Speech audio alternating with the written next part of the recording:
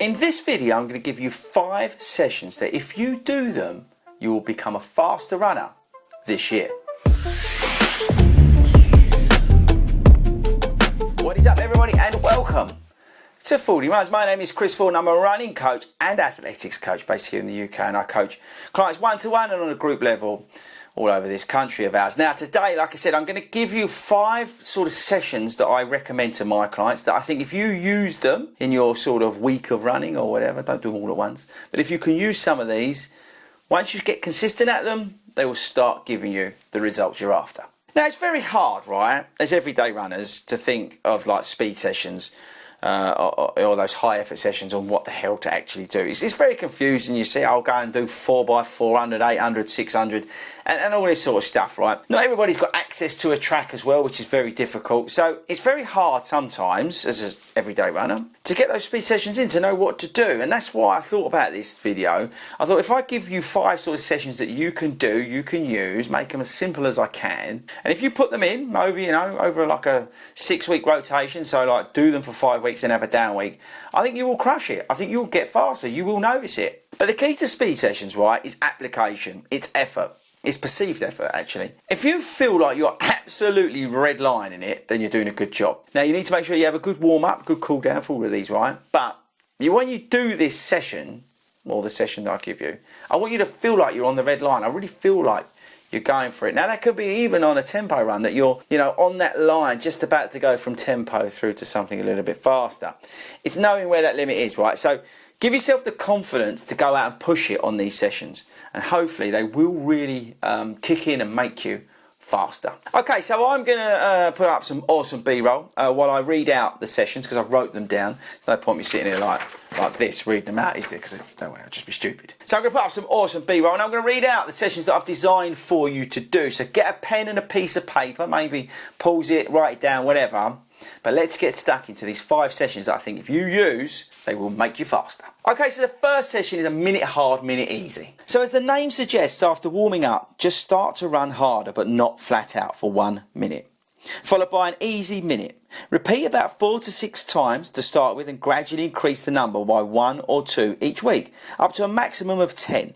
If you don't have or don't choose to wear a watch, you can easily use natural objects like lampposts as sort of gauges. Run hard to a distance of 1 or 2 lampposts, and then a similar distance running easy before repeating. Our next session is steady out and faster back. Now this is one of my favourites to do, and it's planning an out and back route, flat as possible ideally, from home or from work or whatever. Without holding back on the outward run, just run steady to that turnaround point. You want a nice uplifting pace, but nothing too crazy. And then when you get to that point, you want to check the time, and you want to try and run either better, right, if you're feeling good, or a lot better. I like to go a lot better because I like to absolutely blow it out. So go out at a reasonable rate of knots, get that heart rate up, but check the time and look to beat the hell out of it on the way back. But make sure you do a cool down. Okay, so the third one, tempo runs. You've probably heard about this. These are designed to develop your speed and endurance. As the name suggests, it's a continuous run at a pace that is not flat out, but it's certainly faster than your regular pace. You basically need to be able to hold this for a faster pace for as long as you can. It's that sort of non-conversational pace, maybe a couple of words, but you could carry on at that. It's that uncontrollable, controllable. I like to do these for about 45 minutes. Again, get yourself a warm-up, get yourself a cool down. But tempo runs are very, very powerful, people. Our next session is up the clock. Now, make sure you listen hard, okay, because I'm going to read this out again. As the name suggests, this is a session based on set time spans and an extension of the 1 minute, 1 minute hard, 1 minute hard, 1 minute easy. After warming up, run 1 minute hard, followed by 1 minute easy. Then 2 minutes hard, then 2 minutes easy. 3 minutes hard, 3 minutes easy.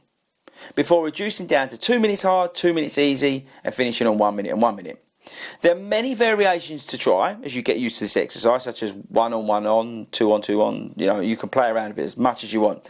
And it's all about gaining experience and confidence, repeating the whole sequence twice, or even extending it to 1, 2, 4 or 5, etc. And the last session or idea to use in terms of these speed sessions is a fartlek session. Now, the fartlek's a word from Sweden. It literally means speed play. and it's more a spontaneous version of the structured up the clock sessions. It was originally run, I think, on forest trails, but it can easily be done on the roads. Instead of running for 1 or 2 minutes, hard and easy, you pick a landmark, so like a tree or a brow of a hill or a junction, and you run hard until you reach that, and then you run easy to the next, local landmark. So run hard to the roundabout, cross the roundabout, run easy up to the bus station, and then you go again. And you're literally just picking paces as you go up the road. Now, I like to do those fartlek sessions for around, again, 45 minutes, because about 10 minutes of that, 15 minutes of that either side to warm up, and then you've got the actual session in the middle. But they're 5 sessions, people.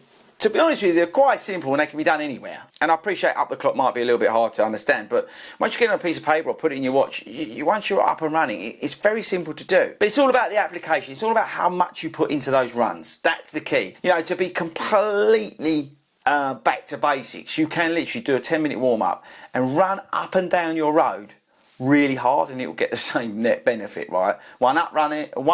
From one end to the other, as long as it ain't like 10-mile road. One from there to there, really hard, 30-second recovery and come back. It could be really as much, do that for 20 minutes and you'll just get as much of the same impact.